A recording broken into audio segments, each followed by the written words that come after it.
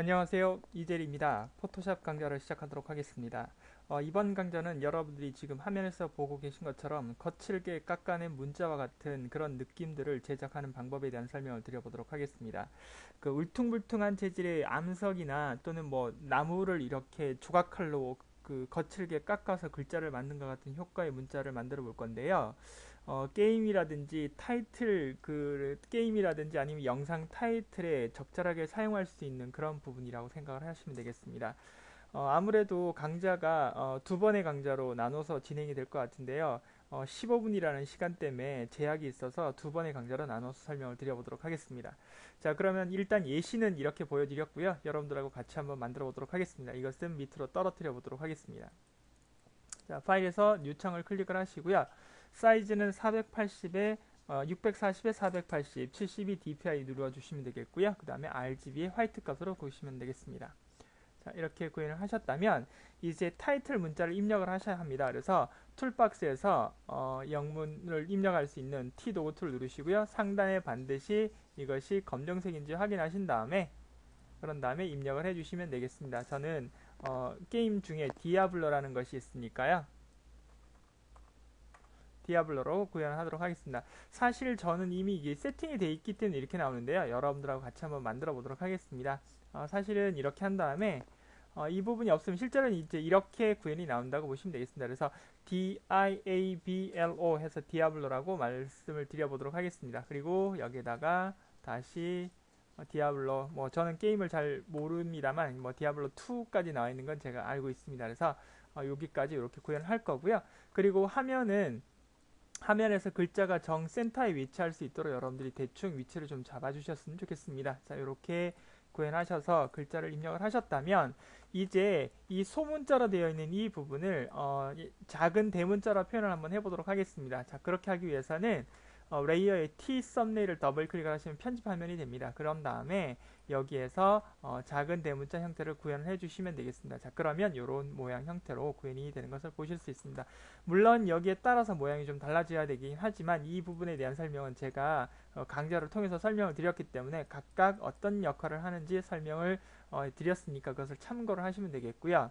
그리고 작업을 하다가 보면 글자와 글자의 자간 부분은 제가 말씀드린 것처럼 AV라는 이 부분을 이용하셔서 문장 전체 또는 문단 전체의 자간을 조정하시면 되겠지만 글자 한자와 한자 즉 다시 말해 일부분의 자간 부분은 어떻게 조절하는지 보여드리겠습니다. 그래서 D자와 I자 사이에다 놓고 이 부분에서 여기에 첫 번째 나와 있는 AV라고 나와 있는 이 부분을 조절을 하게 되면 이것은 글자 부분 자간을 조정할 수 있는 그런 부분이다 이렇게 말씀을 드릴 수가 있겠습니다. 그래서 이것을 여러분이 참고를 하시면 되겠습니다. 이 또한 제가 설명을 드렸던 부분들인데 복습하는 차원에서 한번 설명을 좀 더 드렸습니다.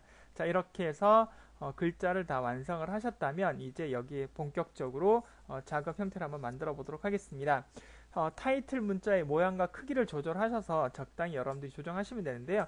컨트롤 T 명령을 눌러서 Alt와 Shift를 눌러서 적당히 크기 조절을 좀 해주시고 위치 조절을 좀 해주시면 된다고 말씀을 드렸습니다.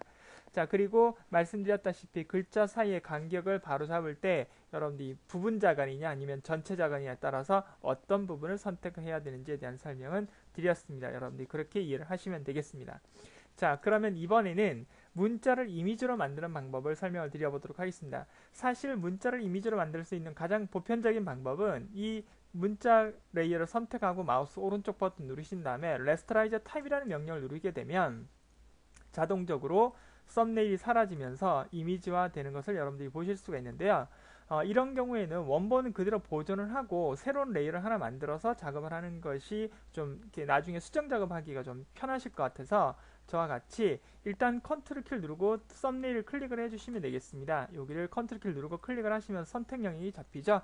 그런 다음에 새로운 레이어 하나 만드시고 실제 글자 레이어에 눈은 비활성화 시켜서 눈에 보이지 않게 해주신 다음에 여기다가 Alt 키와 딜리트 키를 눌러서 이렇게 검정색으로 채색을 하는 그런 부분을 여러분들이 보시면 되겠습니다. 자, 그 다음에 여기서 글자 모양대로 그대로 알파 채널을 만들기 위해서 채널을 눌러주시고요.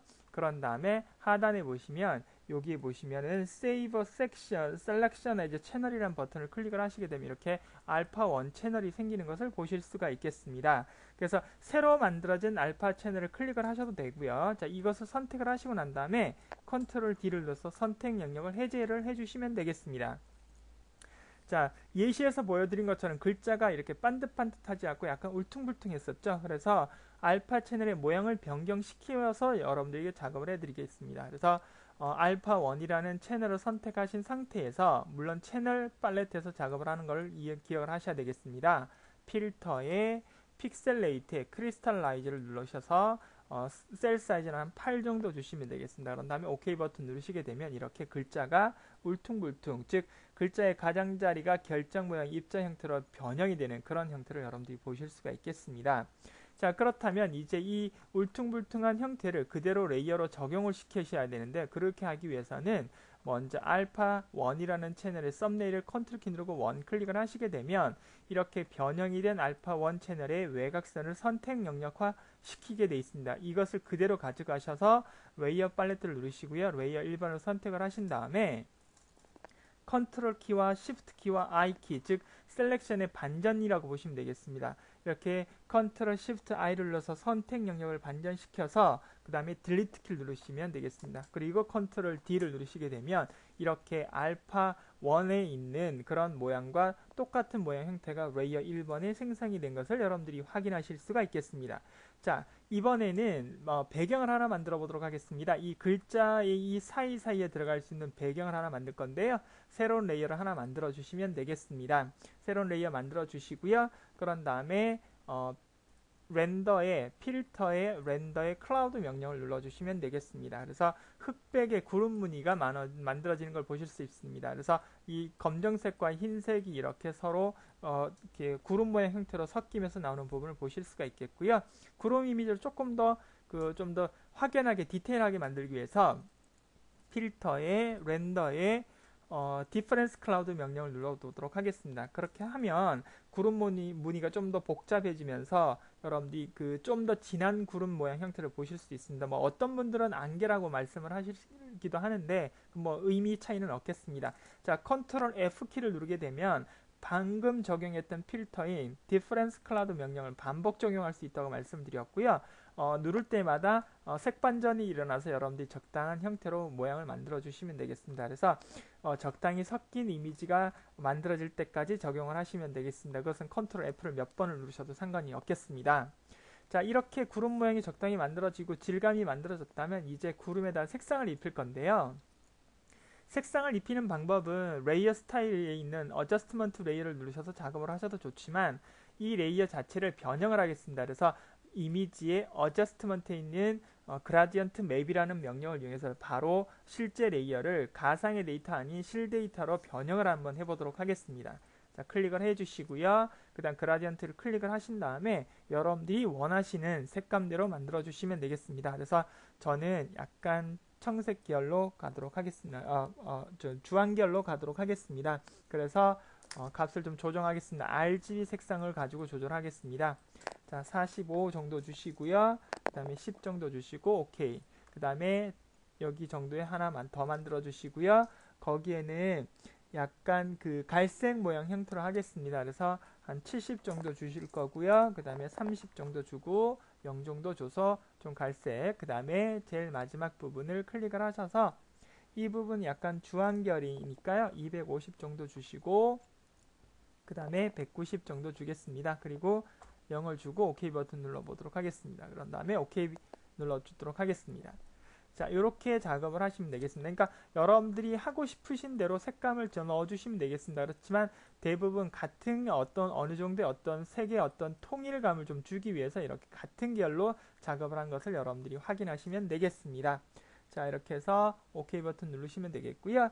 자, 여기에 나와 있는 이 질감과 색감을 글자에다 그대로 넣어야 되기 때문에 클리핑 마스크를 적용하겠습니다. 레이어 2번과 1번 사이에 마우스를 대시고요. Alt 키를 누르게 되면 이렇게 아이콘이 변하게 되어 있습니다. 그래서 클릭을 하시게 되면 조금 전까지 검정색으로 나왔던 디아블로 2라는 글자의 형태가 위에 있는 질감, 즉 다시 말하면 여러분들하고 작업했던 구름에 색상을 넣어서 질감 표현한 것과 마찬가지 형태가 되었다. 이렇게 말씀을 드릴 수가 있겠습니다. 자, 그런 다음에 이제 여기에 약간의 입체적인 효과를 적용하기 위해서 작업을 저하고 같이 하셔야 되는데요. 자, 먼저 글자 입체 효과를 적용하도록 하겠습니다. 실제로 글자를 나타내고 있는 것은 레이어 1번이죠. 실제 글자로 나와 있는 T 썸네일 부분은 그냥 이 원본을 보존하기 위한 형태이고 실제 데이터가 있는 것은 레이어 1번이기 때문에 여기를 클릭을 하시고요. 그 다음에 레이어 스타일은 FX를 누르셔서 베벨 앤 엠보스를 누르셔도 좋고 아니면 글자가 없는 아무 곳이나 더블 클릭을 하시게 되면 이렇게 레이어 스타일이 나오는 걸 보실 수가 있겠고요. 베벨 앤 엠보스를 눌러주시면 되겠습니다. 자, 베벨 앤 엠보스를 누르셔서 위에 있는 레이어 스타일의 스트럭처 부분과 쉐이딩 부분, 즉 스트럭처라는 것은 구조적인 모양 형태가 되겠고요. 그 모양을 어떻게 빛과 관련해서 조합을 할 것인가에 관련된 부분이라고 보시면 되겠습니다. 자, 그러면 먼저 테크닉 부분은 스무스가 아니라 치젤 하드, 치젤 하드라고 그래서 좀 거칠게 좀 만들어 보는 부분을 작업을 할 거고요. 그런 다음에 그 뎁스는 200 정도 가겠습니다. 그리고 사이즈는 20 정도 픽셀로 작업을 할 거고요. 그 다음에 앵글각은 마이너스 130도 정도, 그 다음에 이곳은 한 40도 정도 주도록 하겠습니다. 40도 정도 주시고요. 이 각은 여러분들이 보기 편하신 각대로 주시면 되겠습니다. 저랑 똑같은 값을 주실 필요는 없는 부분이고요. 그 다음 나오는 것이 밝은 부분의 형태인데요. 여러분 밝은 부분은 약간 노란 결로 쪽으로 약간 주황결과 노란결이 좀 섞인 구역을 클릭을 하시고 하이라이트 모드는 스크린 모드로 하지 마시고 리니어 닷지로 만들어 주시면 되겠고요. 그럼 좀 밝아진 부분을 보실 수가 있겠고 그 다음에 어두운 부분, 즉 입체감이라는 것은 밝고 어두운 부분이 분명히 있기 때문에 그런 부분을 확인하게 구별하시면 되겠습니다. 자, 그러면 이번에는 약간 젓갈색으로 약간 가도록 할까요? 그런 다음에 이 또한 리니어 화이트 값으로 조정을 해 주시면 되겠습니다. 뭐 값은 한 80% 주시고요. 그 다음에 섀도우 오파시티는 한 20% 정도 줘서 약간 좀 채도를 좀 낮추는 값을 조정하도록 하겠습니다. 이제 OK 버튼 눌러보도록 할까요? 자, 그거 하시기 전에 드랍 섀도우를 한번 먼저 누르도록 하겠습니다. 그래서 드랍 섀도우에서 그림자 표현도 좀 구현을 하도록 하겠습니다. 그래서 여기에서는 그대로 오파시티는 100%를 줄 거고요. 그 다음에 마이너스 30도 하시고 130도 하시고 이것은 6 정도 주시고 디스텐스는 한 10 정도 줄까요? 이렇게 해서 OK 버튼 눌러보도록 하겠습니다. 자, 여기까지 일단 제가 설명을 드렸는데요.